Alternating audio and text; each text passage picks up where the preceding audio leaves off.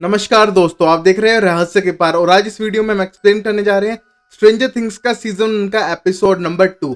तो चलिए शुरू करते हैं। पर शुरू करने से पहले मैं कहना चाहूंगा गाइस, आई नो आप वैम्पायर डायरीज का भी वेट कर रहे हैं, तो मैं साइमल्टेनियसली वैम्पायर डायरीज और स्ट्रेंजर थिंग्स की सीरीज को चलाऊंगा। और जैसे ये दो सीरीज खत्म होंगी, टीन वुल्फ द ओरिजिनल्स और लूसीफर आने वाला है लाइन बाय लाइन। तो चलिए शुरू करते हैं स्ट्रेंजर थिंग्स का episode number 2 off season 1। But मैं कहना चाहूंगा गाइस, मैं दूसरों से ज्यादा अच्छा एक्सप्लेन करने की कोशिश करूंगा और डिटेल में एक्सप्लेन करने की कोशिश करूंगा, तो वीडियो को पूरा देखना। और चलिए शुरू करते हैं।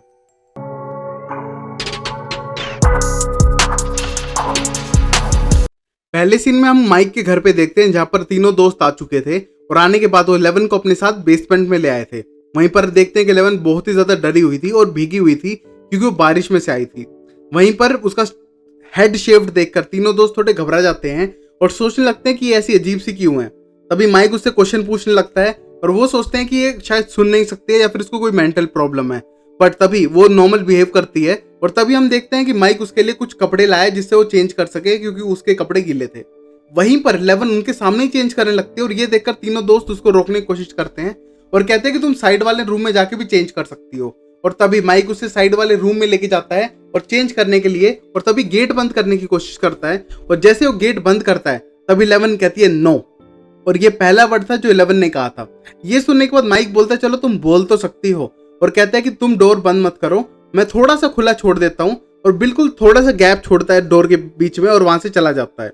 जैसे माइक बाहर की तरफ आता है, उसे अपने दोस्त मिलते हैं जो उस पर बहुत ज्यादा गुस्सा थे और कहते हैं कि तुम इसे अपने साथ घर क्यों ले आए, शायद ये पागल है। और ये सुनने के बाद बोलता है कि यार बाहर बारिश हो रही थी, ये अकेली थी तो इसलिए हेल्प करने के लिए ले आया, बट कोई प्रॉब्लम नहीं होगी क्योंकि हम किसी को तूफान में नहीं छोड़ सकते हैं। ऊपर से उसके प्लान के हिसाब से और रात को यहाँ पर इसको सोने देंगे बेसमेंट में। कल सुबह इसको पीछे के रास्ते से ले जाकर फ्रंट में ले जाकर इसकी मोम से मिला देंगे और इसकी मोम के हिसाब से वो उसे हेल्प कर देगी और फिर शायद यहाँ से चली जाए। ये सुनने के बाद डस्टिन और लूकस शायद पूरी तरह से एग्री नहीं करते हैं, बट तभी माइक बोलता है कि अगर मेरी मम्मी को पता चला तो याद रखना तुम्हारी मम्मी को भी पता चल जाएगा और फिर शायद वो हमें घर से भी ना निकलने दें, और उसके बाद हम जो सर्च टीम बना रहे हैं विल को ढूंढने की, वो शायद कभी हो ही ना पाए। ये सुनने के बाद तीनों एग्री करते हैं और कहते हैं कल सुबह इसको यहाँ से पीछे के रास्ते से निकाल देंगे। फिर हम अगले सीन में देखते हैं कि माइक 11 के कंबल लेके आता है और उसको उड़ाने की कोशिश करता है।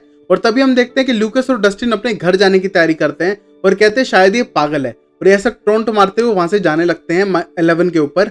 और अगले ही सीन में हम देखते हैं कि माइक को बहुत ज्यादा सिंपैथी थी 11 के साथ और उससे बातचीत करने लगता है। तभी वो उससे उसका नाम पूछता है। तब 11 अपने हाथ पे 011 का वो टैटू दिखाती है और ये देखने के बाद 11 की तरफ हाथ बढ़ाता है माइक, और उसको हाथ बढ़ाते ही 11 अपना हाथ पीछे कर लेती है। तभी वो बोलता है मैं तो बस फैसिनेटेड था क्योंकि मैंने कभी भी किसी छोटे बच्चे के हाथ पे टैटू नहीं देखा, पर तुम अपना नाम तो बताओ। तभी वो अपना नाम बताती है कि जो हाथ पे लिखा है वही नाम है, तो हाथ पे लिखा था 11। तभी माइक उस वे को कैजुअल वे में लेता है, कहता है मेरा नाम माइकल है, लोग मुझे माइक बुलाते हैं, उसी तरह अगर तुम्हारा नाम 11 है तो मैं तुम्हें एल्फ बुलाऊंगा। और ये बात करने के बाद दोनों बातचीत करते हैं और वो उसको सोने के लिए छोड़ देता है और अपने रूम में चला जाता है। वहीं हम अगली सुबह देखते हैं कि विल की जो मॉम है और उसका भाई है वो अपने घर पे थे, और विल की मॉम बहुत ज्यादा घबरा रही थी और टेंस दिख रही थी। वो सोच रही थी कि पोस्टर के पैसे कहाँ से आएंगे, एक पोस्टर कितने का बनेगा और कहाँ कहाँ उन्हें पोस्टर्स लगाने चाहिए। तभी विल का भाई जो जोनाथन है वो अपनी माँ को शांत करने की कोशिश करता है और उसको ब्रेकफास्ट टेबल पे बैठाता है ब्रेकफास्ट करने के लिए।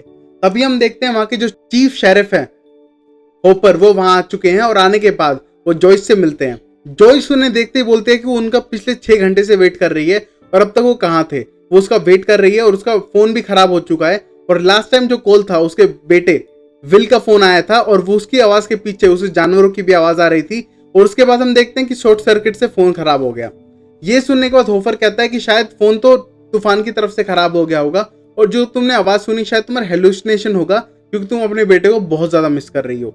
ये सुनने के बाद एकदम जॉयस को, जो जोनाथन की मॉम थी, वो कहती हैं कि तुम्हारी अगर बेटी होती तो शायद तुम्हें पता चलता कि कितना ज्यादा बुरा लगता है, तुम्हारी भी तो बेटी थी और तुम्हें नहीं पता चलता कि किसी के अपने को खोने का दुख क्या होता है।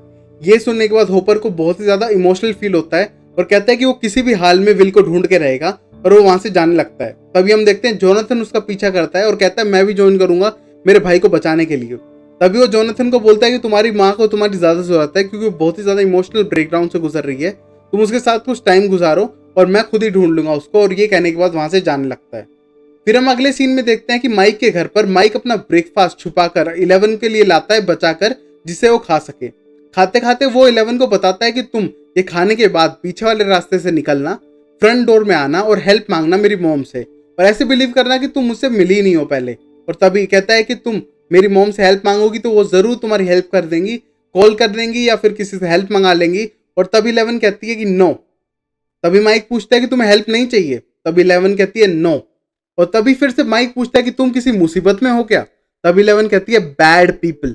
और ये सुनने के बाद एकदम हैरान हो जाता है माइक और कहता है कि कौन बैड पीपल, शायद वो तुम्हें हर्ट करना चाहते हैं या फिर तुम्हें मारना चाहते हैं। ये कहने के बाद माइक को 11 अपनी उंगली गन की शेप में बनाती है और सीधा माइक की तरफ इशारा करती है और अपनी तरफ इशारा करती है, जिसका मतलब था अगर शायद पुलिस वालों को या किसी हेल्प एजेंसी को पता चला तो शायद वो उसे मार दें और शायद उसकी फैमिली को भी मार दें। और ये सुनने के बाद वो एकदम शांत हो जाता है और कहता है कि मैं किसी भी तरह की रिपोर्ट नहीं करूंगा, तुम शांत हो जाओ। वही हम अगले सीन में हॉकिंस की लैब को देखते हैं और हॉकिंस की लैब में वो किसी तरह की टेप रिकॉर्डिंग सुन रहे थे और जिसमें हमें दिखता है जॉयस की आवाज है जो हुपर से बात कर रही है और बताती है कि उसका बेटा गायब हो चुका है। फोन कॉल आया था और फोन कॉल में बिल्कुल उसको अपने बेटी की आवाज सुनाई दी, पीछे से जानवरों की आवाज सुनाई दी और फोन कट हो गया और अब वो फोन बार बार मिलाने पे भी नहीं मिल रहा है। और ये सुनने के बाद वो सब लोग थोड़े हैरान हो जाते हैं कि शायद बच्चा उन्हीं के किसी एक्सपेरिमेंटल चीज के अंदर आके फंस चुका है और यहीं पर सीन खत्म हो जाता है। वही हम स्कूल के अंदर देखते हैं कि जो स्टीव है नैन्सी का बॉयफ्रेंड है और नैन्सी कोई और नहीं माइक की बड़ी बहन है और वो तीनों घर पे पार्टी करने के लिए तैयार होते हैं। स्टीव के पेरेंट्स बाहर जा चुके थे तो पार्टी के लिए एग्री करवाता है नैन्सी को। पहले नैन्सी बहुत मना करती है और बाबरा के साथ जाने के लिए कहती है। बाबरा नैन्सी की बेस्ट फ्रेंड थी बट तभी वो दोनों को एग्री करवा लेता है कि उसके घर पे पार्टी में आने के लिए। तभी वो पार्टी के लिए एग्री कर देते हैं और वहां से जाने लगते हैं। बट वहीं पर वो जोनाथन को देखते हैं। स्टीव के जितने भी दोस्त हैं जोनाथन का मजाक उड़ाने लगते हैं और बुली करने लगते हैं।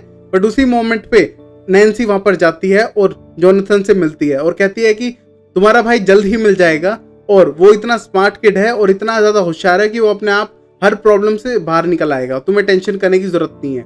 ये सुनने के बाद जोनाथन थोड़ा स्माइल करता है और थोड़ा हैप्पी होने की कोशिश करता है और तभी वो कहती है कि मेरी केमिस्ट्री एग्जाम का टाइम हो गया, मैं चलती हूँ, तुम्हें बाद में मिलूंगी जोनाथन। और ये कहने के बाद वो वहां से चली जाती है। भाई हम अगला सीन क्लास का देखते हैं जहां पर हम देखते हैं कि माइक गायब था। माइक को वहां पर ना देखते हुए एब्सेंट पाते हुए ल्यूकस कहता है कि वो तो ऐसे कभी नहीं करता, बट डस्टिन बोलता है कि शायद उसकी मम्मी ने पकड़ लिया उस लड़की को, इस वजह से शायद वो हमारी पेरेंट्स को बता दे और शायद किसी प्रॉब्लम में फंस गया है इसलिए वह स्कूल नहीं आ पाया। वहीं पर हम देखते हैं कि वो दोनों विल को नहीं ढूंढ पाएंगे अगर उनकी मॉम को पता चल गया तो। तभी हम देखते हैं कि घर के अंदर माइक 11 को अपना घर दिखा रहा था और 11 घर की हर चीज को टच करके देख रही थी कि जैसे उसने पहले कभी देखी ना हो, फोटोज को, टीवी को, बाकी सब चीजों को। और वो एक सोफा पे बैठ के आराम करने की कोशिश करती है। वहीं पर हम देखते हैं कि माइक अपने रूम में लेके जाता है 11 को और अपने रूम के अंदर बड़े बड़े टॉयज दिखाने लगता है। बट हम देखते हैं कि उसको टॉयज में कोई भी इंटरेस्ट नहीं है और वो ट्रॉफी की तरफ बढ़ने लगती है। ट्रॉफी देखने के बाद वो एक पिक्चर देखती है जिसमें चारों दोस्तों की फोटो थी और वो विल की तरफ इशारा करके बोलती है और वो इशारा देखकर माइक पूछता है कि तुम इसे जानती हो। तभी 11 हाँ भरती है और वहां पर वो उसके बारे में पूछना चाहता है। बट तभी हम देखते हैं कि माइक की मॉम वहां पर आ चुकी है और माइक की मॉम से पहले वो उसे बेसमेंट में छुपाना चाहता है और उसकी मॉम डोर पे आ चुकी थी और वो अपने रूम के अंदर ही कपबोर्ड के अंदर उसे छुपाने की कोशिश करता है। कपबोर्ड के अंदर बहुत ज्यादा अंधेरा था जिसको देख के 11 बहुत ज्यादा डर चुकी थी। बट तभी भी वो अपने दोस्त के लिए वहां पर बैठ जाती है। हम देखते हैं कि जैसे ही 11 कपबोर्ड के अंदर खड़ी होती है उसको एकदम डरावना फ्लैशबैक याद आने लगता है जिसमें दो लोग उसे खींच के जबरदस्ती ले जा रहे थे और वहीं पर वो चिल्ला रही थी, रो रही थी और मर्सी के लिए भीख मांग रही थी और एक आदमी को बार बार पापा पापा बुला रही थी। बट वो उस इंसान ने उसको एक बार भी इमोशनली नहीं देखा और उसको रोने दिया और उसको एक छोटे से कमरे में ले जाकर बंद कर दिया। ये जैसे फ्लैशबैक खत्म होता है हम देखते हैं माइक की मॉम उससे बातचीत करने की कोशिश करती है और कहती है कि तुम स्कूल क्यों नहीं गए हो। तभी माइक बोलता है कि आज उसकी तबीयत खराब थी और वो आज घर पे रेस्ट करना चाहता था। अगर वो अपनी मॉम से पूछता तो शायद उसकी मॉम अलाउ नहीं करती और पहले की तरह स्कूल भेज देती। ये सुनने के बाद माइक की मॉम बोलती है वो ऐसा कभी ना करती।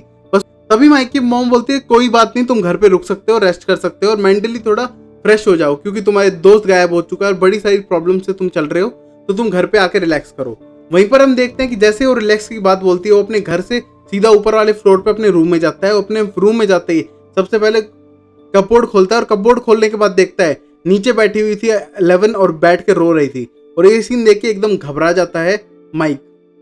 हम फिर देखते हैं विल के घर पर जब कोई भी नहीं था, वहां पर एक लैब वालों की एक टीम आई थी और वो सब लोग किसी तरह का सबूत ढूंढ रहे थे और वो किसी तरह की रेडिएशन की फ्रीक्वेंसी को मैच कर रहे थे और वहां पर वो शेड की तरफ बढ़ने लगता है और रेडिएशन तेज होने लगता है और वहां पर वो देखते हैं एक स्लाइमी सी थिंग दीवार के वहां से निकल रही है। ये देखने के बाद वो कहते हैं कि यही सोर्स है और शायद उस बच्चे को इसी ने उठाया है। वहीं हम अगले सीन में देखते हैं होपर को, जो अपनी पूरी टीम के साथ मिलकर विल को ढूंढने के लिए पूरे जंगलों में सर्च कर रहा था उसे, और वहीं पर उसे एक फोन कॉल आता है और बोलता है नियर बाय लोकेशन में किसी बेनी की डेथ हो चुकी है। फिर वो उस लोकेशन पे जाता है। बेनी एक स्मॉल रेस्टोरेंट ओनर था जिसने पहले एल की मदद की थी वही, और जिसको मार डाला था उन लैब वालों ने, वही बेनी था। और उस बेनी की लाश देख के वो बोलता है कि ये तो मेरा दोस्त था और उन लोगों ने ऐसा दिखाया हुआ था कि जैसे कि ये एक सुसाइडल केस हो। तभी ये सब देखकर एकदम हैरान हो जाता है होपर की उसको यकीन नहीं होता कि उसके दोस्त ने सुसाइड कर लिया है और वो बाकी लोगों से पूछने लगता है कि यहाँ पर हुआ क्या था और सिचुएशन कैसी थी।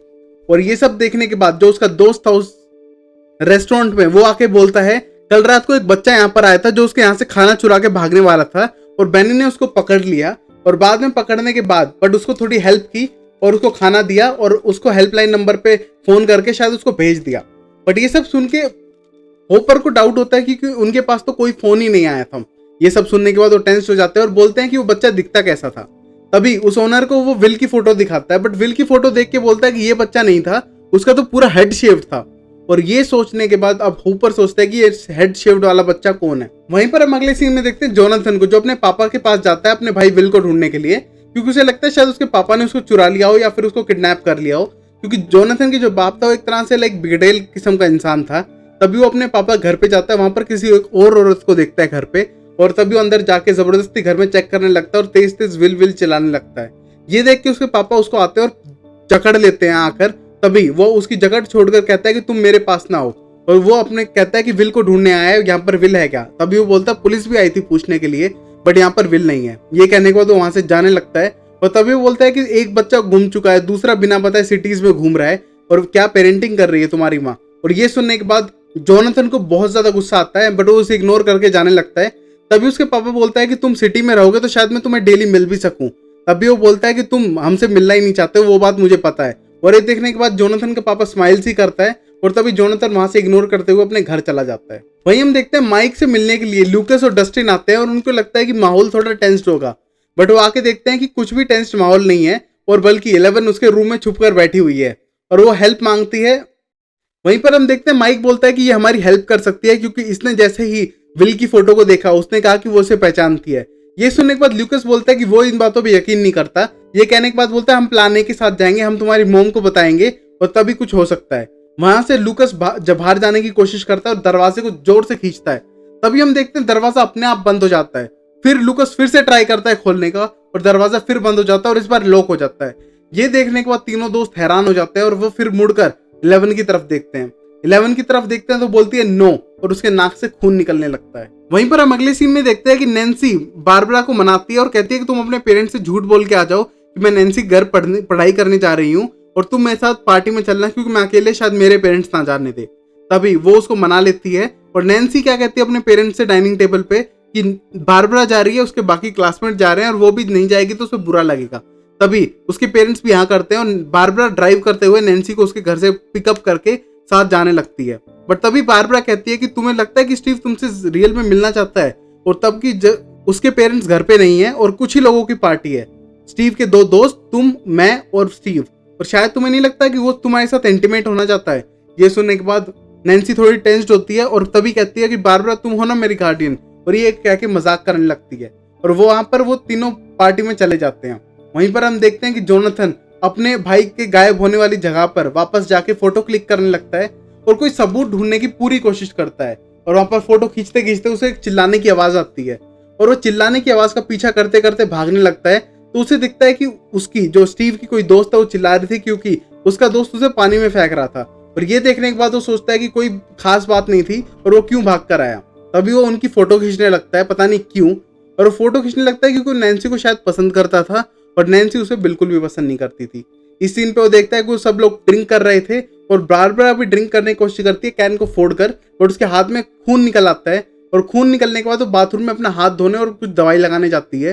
और तभी हम देखते हैं कि सब लोग पूल में कूद चुके थे और जोनाथन इन सब की फोटो खींच रहा था दूर खड़ा। वहीं पर हम देखते हैं कि पूल के आसपास नैन्सी चेंज करने के लिए अपने रूम में जाती है स्टीव के, और वो इंटीमेट हो जाते हैं और किस करने लगते हैं। वहीं पर बारबरा उसे कहती है कि तुम्हें नहीं लगता कि अब घर चलना चाहिए नैन्सी, कुछ ज्यादा ही हो चुका है। बट नैन्सी थोड़े एरोगेंसली बोलती है उससे कि तुम घर जा सकती हो, मैं तो शायद बाद में ही आऊंगी। ये सुनने के बाद बारबरा को बहुत ज्यादा बुरा लगता है, बट वो नीचे पूल के पास वेट करने लगती है नैन्सी का। वहीं पर हम देखते हैं पूल के अंदर पैर डाल के वो बैठी हुई थी और उसके हाथ से खून निकल रहा था, और वो खून निकलता देख वो पानी में गिरने लगता है खून, और तभी उस पर एक अजीब सा जानवर अटैक करता है और वहां पर लाइट चली जाती है। बारबरा गायब होती है, वापस लाइट आ जाती है, और ये सब देख के जोनाथन थोड़ा डर जाता है और वहां से भाग जाता है। 11 के साथ आकर अपने बेसमेंट में आ चुके हैं और वहां पर जो अपना डेमोगोर्गन वाला गेम खेलते हैं वहां पर आ चुके हैं, और तभी 11 से पूछते हैं कि विल कहाँ है। तभी वो क्या करती है, एक छोटा सा टॉय उठाती है पूरे सेट में से और बाकी सारी गोटियों को वहां से हटा दे के फेंक देती है बोर्ड पे से, और बोर्ड को उल्टा कर देती है। बोर्ड को उल्टा करके बीच में रख देती है उस छोटे से टॉय को और कहती है ये विल है। और ये कहने के बाद सब डाउट में आ जाते हो कहना क्या चाहती है। तभी वो बोलती है कि विल को सेव करना चाहिए। तभी वो बोलती है कि विल किसी से भाग रहा है और वो उससे छुप रहा है। तभी माइक पूछता है किससे छुप रहा है, बैटमैन से। तभी बोलती है नो, और एक बड़ा सा ड्रैगन टाइप का कोई टॉय वहां पर आके रख देती है, और सब लोग कंफ्यूज हो जाते हैं वो कहना क्या चाहती है। बट इतना सब समझ जाते हैं कि विल की जान अब रियल में खतरे में है। वहीं पर हम लास्ट सीन में देखते हैं जो विल की माँ है जॉइस, वो वहां पर बैठ के अपने बेटे के कॉल का वेट कर रही थी। सुबह से नया फोन खरीद के लाई थी अपने स्टोर से, और वहां पर बैठ के वेट कर रही थी, और उसके पास फोन आ ही नहीं रहा था।